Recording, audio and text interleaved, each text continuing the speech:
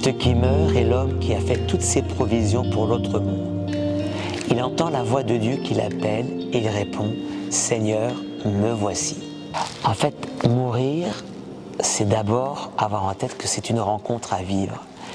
Et si on n'a pas fait des réserves, c'est-à-dire si on n'a pas expérimenté sur terre de rencontrer régulièrement Dieu, dans la prière, dans sa parole, dans les sacrements, dans les autres, alors dans notre mort, on ne sera pas disposé à cette rencontre.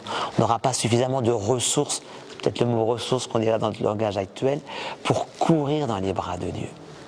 C'est toujours saisissant lorsque vous accompagnez quelqu'un en fin de vie et lorsque vous voyez que cette personne, elle voit Dieu juste avant de mourir. D'ailleurs, c'est un prénom qui échappe des fois de leurs lèvres. Jésus, Marie, puis pof, ils s'envolent d'une certaine manière. Saint Jean de la Croix disait qu'il y avait plusieurs manières de mourir. Soit c'est le corps qui part le premier, puis l'âme doit bien aller vers son Dieu. Et soit c'est l'âme qui est prête à partir et qui part d'une certaine manière avant que le corps ne cesse de vivre. Et donc toutes ces réserves, ce sont toutes ces richesses de rencontres, d'amitié qu'on a cultivées sur cette terre et qui fait qu'on a à la fin de notre vie qu'une hâte, courir dans les bras de Dieu. Je n'ai pas besoin de mériter Dieu. Dieu m'a choisi gratuitement. Mais toute la stratégie du malin, c'est de nous faire croire qu'il faut le mériter. Et c'est le combat de toute une vie de faire taire cette petite voix intérieure qu'il faut le mériter Dieu, il faut mériter son ciel. En fait, il faut être en capacité de l'accueillir, ce qui est tout autre chose. Parce que j'ai été choisi gratuitement et que Dieu donne gratuitement.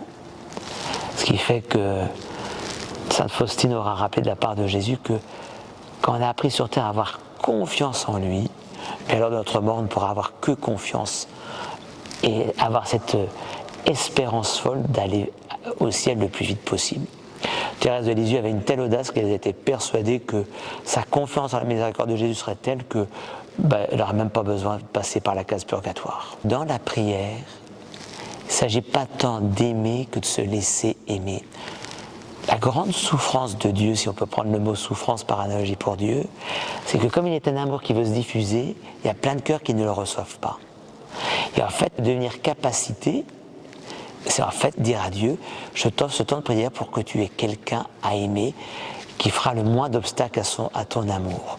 Ce qui fait que quand arrive le moment de quitter ce monde, comme mon cœur s'est fait capacité, c'est-à-dire en capacité de recevoir ce que Dieu veut me donner, lorsque je verrai la totalité de ce qu'il veut me donner, j'aurai envie de dire oui, oui, oui.